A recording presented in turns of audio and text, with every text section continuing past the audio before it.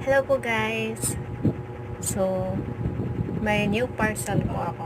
So, tingnan natin sa loob kung hindi ba ako nabudol ni TikTok.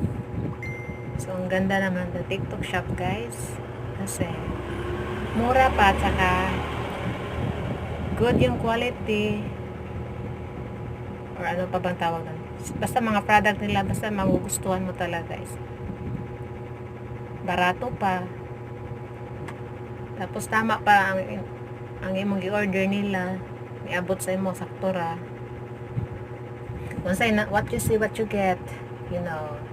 Kasi nakita nimo sa TikTok, mo po yung mga kuan mo inig abot sa parcel.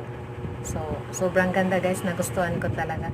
Yung sing-sing, tapos may hikaw at kwintas guys. Yan lang po. Bye-bye.